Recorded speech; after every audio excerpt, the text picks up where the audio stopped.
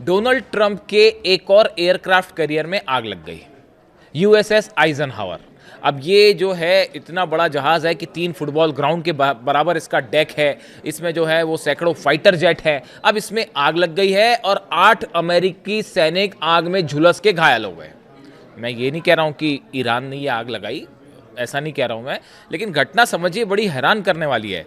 देखिए वर्जीनिया में, यानी अमेरिका में, वर्जीनिया के पोर्ट्समाउथ में नॉरफॉक नेवल शिपयार्ड है, नेवल बेस है, नेवल शिपयार्ड है, जहां पर यह जहाज खड़ा हुआ था। इसकी मरम्मत का काम चल रहा था। अचानक इसमें आग लगती है और आग इतनी तेजी से फैलती है कि उसमें 8 सैनिक घायल भी हो जाते हैं। ये बिल्कुल वैसा ही है जैसे जेरल्ड आर फोर्ड में आग लगी थी, समझ रहे हैं आप। अब आग लगती है और उसमें 8 सैनिक झुलस भी जाते हैं और अफरा तफरी मच जाती है। बड़ी मुश्किल से सैनिकों को वहां से हटाया गया, फिर आग पर काबू किया गया। अब गौर करने वाली बात यह है कि अमेरिका के अधिकारी कह रहे हैं कि ये आग कैसे लगी पता नहीं, आग कहां से लगनी शुरू हुई पता नहीं, सैनिक कैसे अमेरिका के इसकी चपेट में आ गए पता नहीं, आग जो है वो किसी तरह का कोई साजिश तो नहीं है पता नहीं। तो फिर पता क्या है?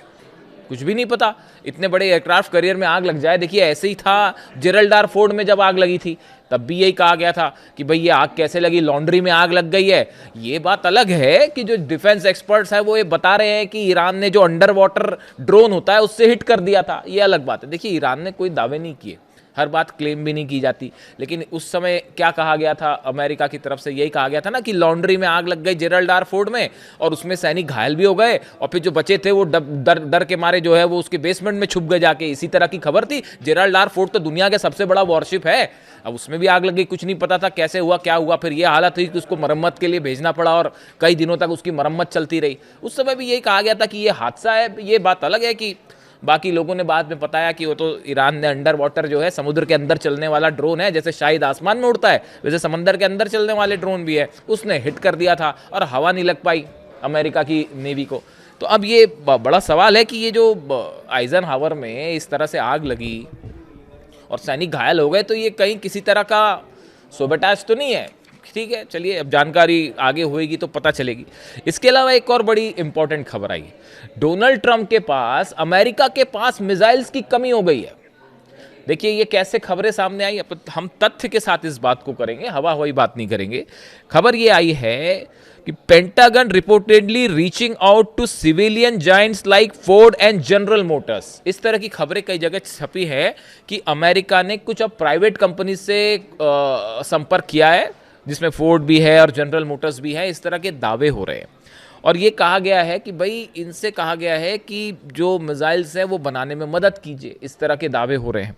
देखिए, with high-tech systems like THAAD and Tomahawk not easy to replace, can production even keep the pace with demand? अब इसमें क्या है कि देखिए टॉमहॉक मिसाइल्स लगातार खर्च हो रही हैं, थार्ड और पेट्रियाट की तो भयंकर कमी है। पहले इजराइल को बचाने में 12 दिन की जंग में थार्ड और पेट्रियाट लग गई, फिर ईरान ने जो है इतनी मिसाइल्स मारी कि वो अरब को बचाने में पूरे थार्ड खत्म हो गए और क्या बचे नहीं बचे आपको पता ही है।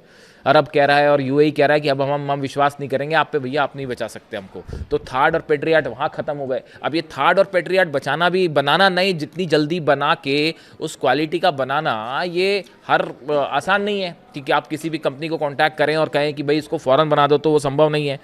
As talks of ceasefire and negotiations grow louder, is diplomacy being driven by strategy or by scarcity? देखिए कहा जा रहा है ये अमेरिका ने जो घेराबंदी कर रखी है, अमेरिका ने अब तक हमले नहीं किए, उसकी एक बड़ी वजह है। अब अमेरिका को ये चिंता, भाई मिसाइल तो है नहीं और सामने वाले के पास जो है, ईरान के पास तो कितनी मिसाइल्स है किसी को नहीं पता, किसी को नहीं पता, ना सीआईए को पता, ना मोसाद को पता है, यहाँ तक कि रूस के पास भी कितनी जानकारी है पता नहीं। कितनी मिसाइल सिटीज़ हैं, 40 साल से पता था ईरान को इस बात को कि एक ना एक दिन ये ज़रूर आएगा।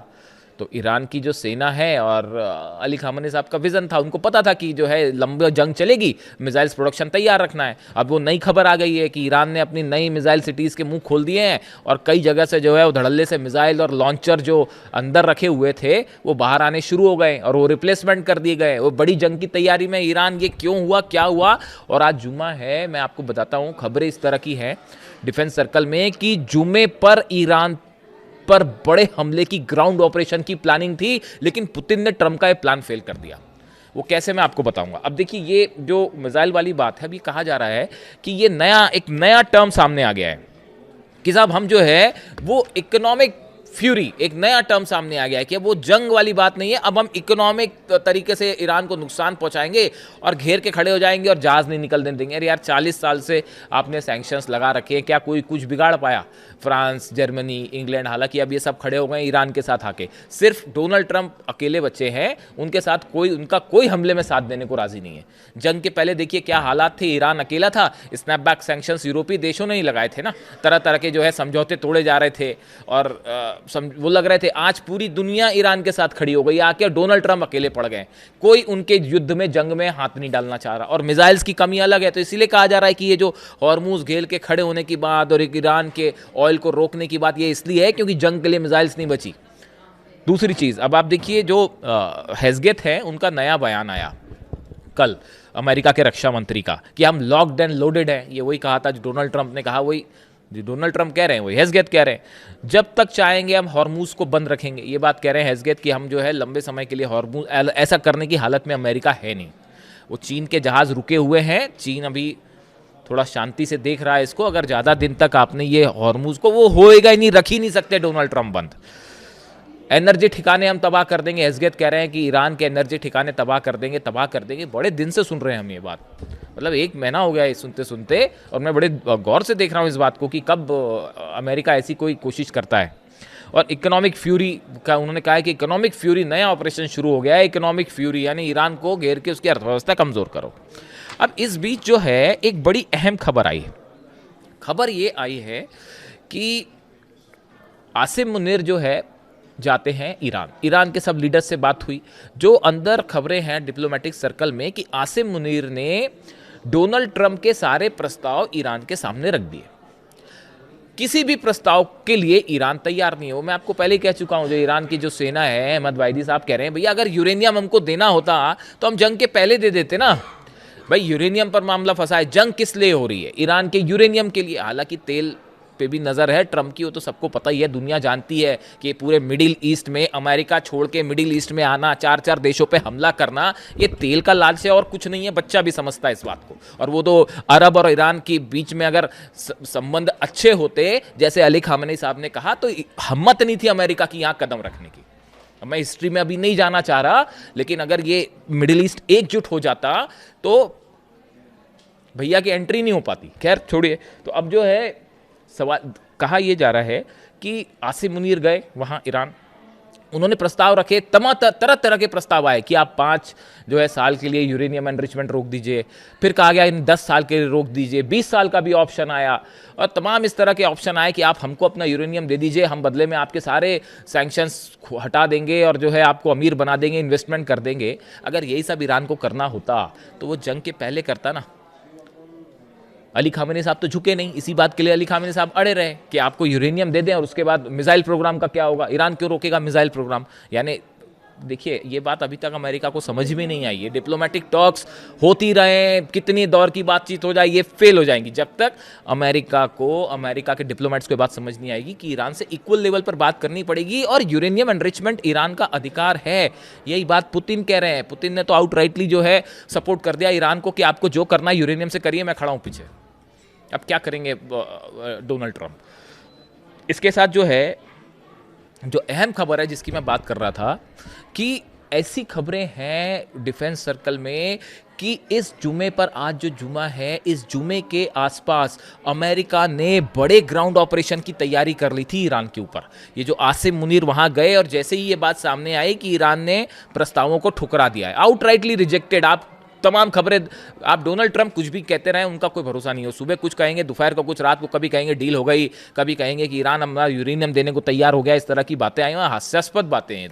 तो बच्चे हंसते ईरान में ऐसी बातों पे। तो वो जो है वो बताया जा रहा है कि जुमे के आसपास हमले का प्लान तैयार था। ये जो यूएसएस ट्रिपोली पर जो खड़ा हुआ है हॉर्मुज के पास, उसमें बड़ी वॉर ड्रिल हो रही है। वो जो तीनों एयरक्राफ्ट कैरियर खड़े हैं, बड़ी वॉर ड्रिल हो रही है। 10,000 सैनिक प्रैक्टिस में जुटे हुए हैं कैसे करना है।